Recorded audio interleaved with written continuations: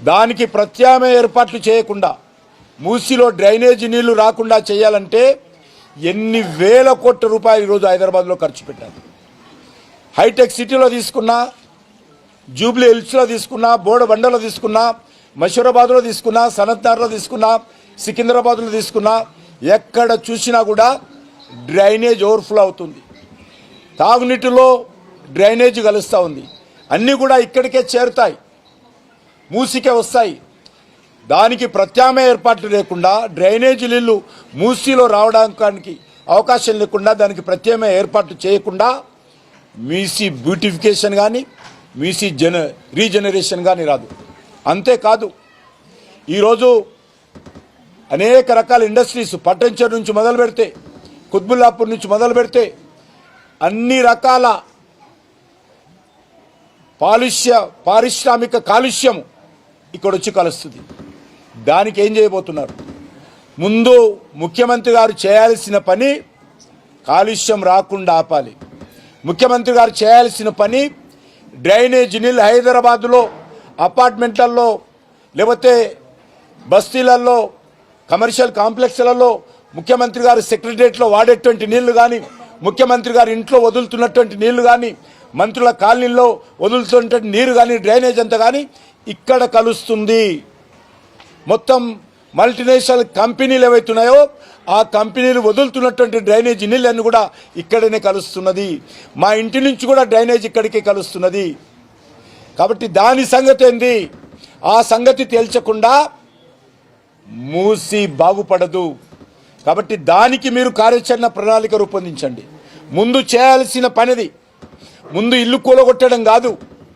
ముందు చేయాల్సిన పని మూసిలో కలుస్తున్నటువంటి కాలుష్య పదార్థాలు, కాలుష్యమైనటువంటి నీరు, డ్రైనేజీ నీళ్లు, ఇండస్ట్రియల్ పొల్యూటెడ్ వాటరు రాకుండా ఆపాల్సిందిగా నా ముఖ్యమంత్రి గారికి మొదటి సూచన.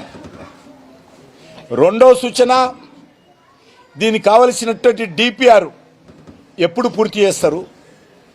ఎట్లా కట్టబోతున్నారు? ఇది రియల్ ఎస్టేట్ వ్యాపారమా? ఈ ఇళ్ళన్నీ కూలగొట్టి వీళ్ళందరికీ నోటీసులు వచ్చినాయి. శంకరం ఇంటికి కూడా నోటీస్ వచ్చింది. ఈ ఇళ్ళన్నీ కూలగొట్టి ఇక్కడ రియల్ ఎస్టేట్ వ్యాపారం చేస్తారా? కమర్షియల్ కాంప్లెక్స్లు కడతారా? ఇది చెప్పాలి.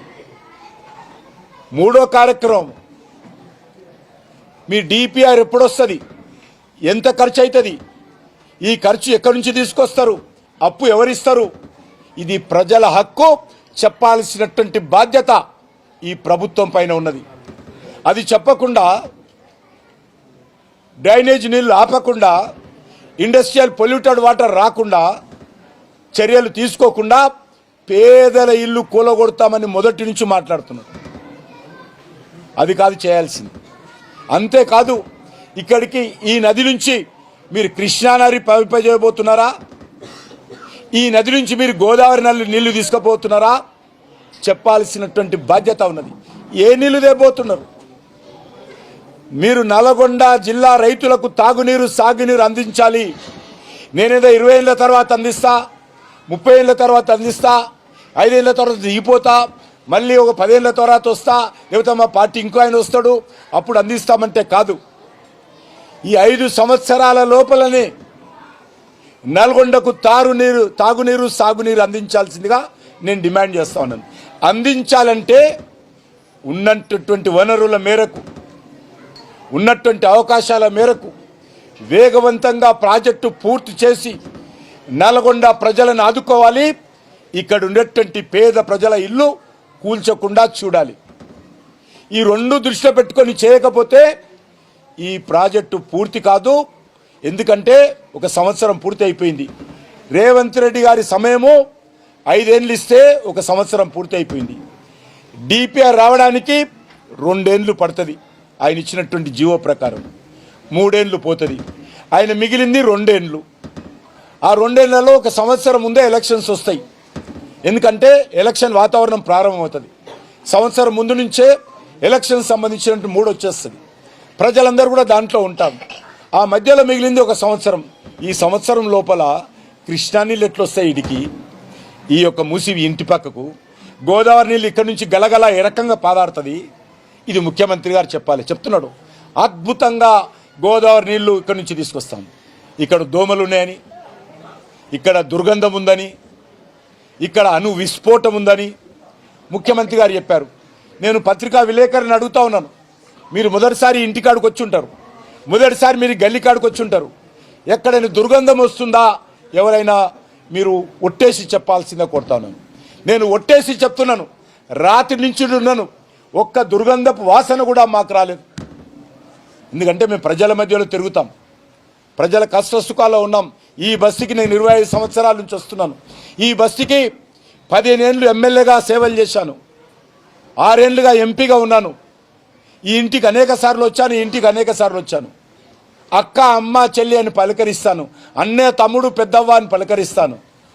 ఏ ఒక్కరోజు కూడా ఎవ్వరు కూడా మాకు ఇక్కడ దుర్గంధం ఉంది బిడ్డ, మా ఇల్లు ఖాళీ చేసి మాకు అక్కడెక్కడో బంజారా హిల్స్లో ముఖ్యమంత్రి ఇంటి పక్కన ఇల్లు కావాలని ఎవరు అడగల, సెక్రటరీ పక్కన ఇల్లు అడగల, ఎవ్వరు కూడా మాకు మా ఇల్లు కూలగొట్టమని చెప్పలే.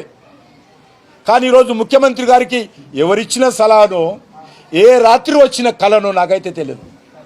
ఏ రాత్రి ఏ కళ వచ్చిందో, ఏ సందర్భంగా ఏ కళ వచ్చిందో, ఈ పేదల ఇల్లు మీద కళ్ళు పడ్డది, పేదల నివాసం ఉంటున్నటువంటి జాగా మీద కళ్ళు పడ్డది, ఈ స్థలం మీద కళ్ళు పడ్డది.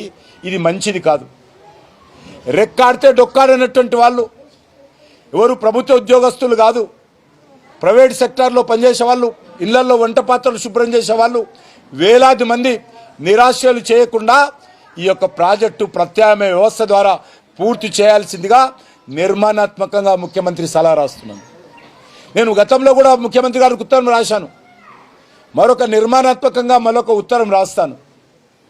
పేదల జోలికి వెళ్లకుండా ఈరోజు వాళ్ళు అంటున్నారు, సార్ మా ఇల్లు కూలగొట్టడం కోసం బుల్డోజర్ వస్తా అంటున్నది, ముఖ్యమంత్రి గారు పంపిస్తా అంటున్నారు, మేము టీవీలో చూస్తున్నాం. ఆ టీవీలో చూసినప్పుడల్లా మేము ఎంత భయపడుతున్నామంటే కాళ్ళు చేతులు వణుకుతున్నాయి. మేము తిండి తెలియని పరిస్థితిలో ఉన్నాం.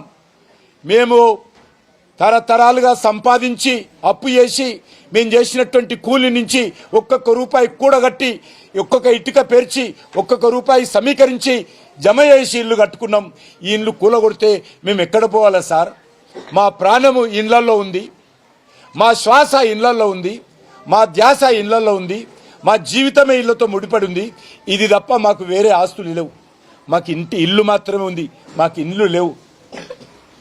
ఈ ఇల్లు కూలగొడుతున్నటువంటి వాళ్ళ అందాలకు, ఆ పార్టీ నాయకులకు ఇల్లు ఉండొచ్చు, వీళ్ళకి ఇల్లు మాత్రమే ఉంది, ఇక్కడనే ఉంది వాళ్ళకు. కాబట్టి ప్రభుత్వము పట్టింపులకు పోవద్దు, ప్రతిష్టాత్మక పోకూడదు, కక్షతో వ్యవహరించకూడదు, కక్షపూరితంగా ఉండకూడదు. పార్టీల మీద కోపంతో, నా మీద కోపంతో, బీజేపీ మీద కోపంతో పేదల ఇళ్లకు ఎసరు పెట్టొద్దు. అదొక్కటే నేను ముఖ్యమంత్రి గారు కోరుతా ఉన్నాను.